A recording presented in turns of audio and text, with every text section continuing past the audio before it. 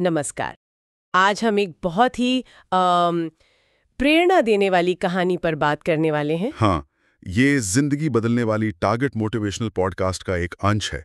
नाम है आरव की उड़ान, सपनों की ताकत। बिल्कुल। और हमारा मकसद सिर्फ कहानी सुनाना नहीं है, बल्कि ये समझना है कि कैसे, जैसा स्रोत कहता है, एक सोच, शायद एक लाइन भी किसी की जिंदगी को पूरी तरह पलट सकती है। सही कहा।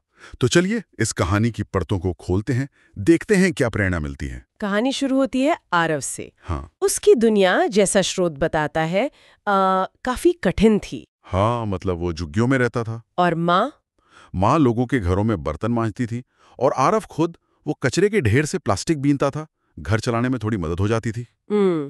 ये उसकी रोज की सच्चाई थी। हाँ। ऐसी जगह जहां शायद बड़े सपने देखना भी एक लग्जरी जैसा लगता हो। बिल्कुल। भविष्य की उम्मीद करना भी मुश्किल रहा होगा, है ना? हाँ, लेकिन फिर कहानी में एक मोड़ आता है, एक बिल्कुल अनएक्सपेक्टेड सा। वो किताब वाला वाकया। हाँ, स्रोत बताता है उसे कूड़े में एक फटी पुरानी किताब मिलती है। और उस पे वो लाइन लिखी थी। वही, तुम्हारे सपनों से बड़ा कोई तुम्हें नहीं रोक सकता।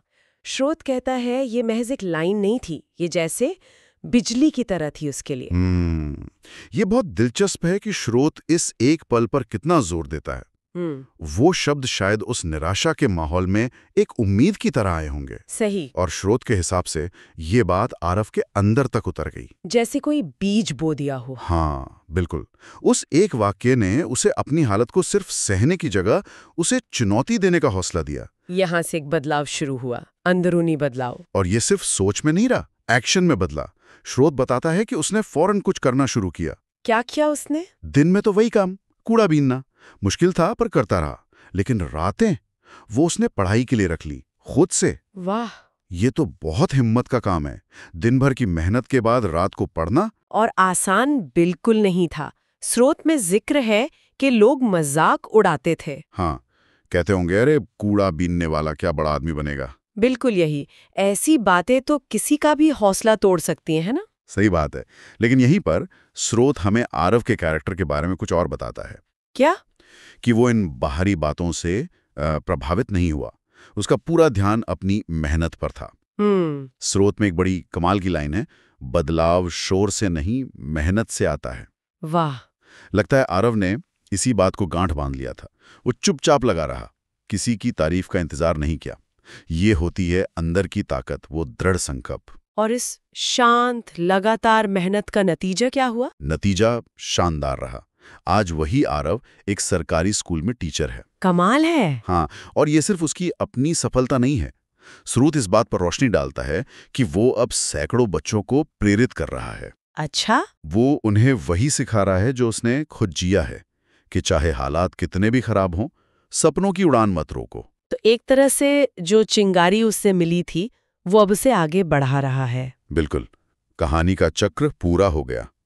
स्रोत में एक और अच्छी बात कही गई है कि यहाँ हर गिरावट आपको उड़ान के लिए तैयार कर रही होती है। मतलब हार नहीं मानना। हाँ, आरव का टीचर बनना सिर्फ नौकरी पाना नहीं है। ये उसके संघर्षों का नतीजा है जो अब दूसरों की जिंदगी में रोशनी ला रहा है। स्रोत उसे सिर्फ कामयाब नहीं बल्कि प्रभावशाली बता रहा है। तो अगर हम इस पूरी कहानी और स्रोत के विश्लेषण को समेटें, तो मुख्य सबक क्या निकलता है? मेरे ख्याल से सबसे बड़ी बात यह है कि एक मजबूत विश्वास, एक आइडिया, चाहे वो कहीं से भी मिले, हाँ, वो कितनी भी मुश्किल परिस्थितियां हों, उन्हें बदलने की ताकत रखता है। ये कहानी दिखाती है कि इंसान मुश्किलों में भी अपने सपनों को जिंदा रख सकता है। मैं सहमत हूँ।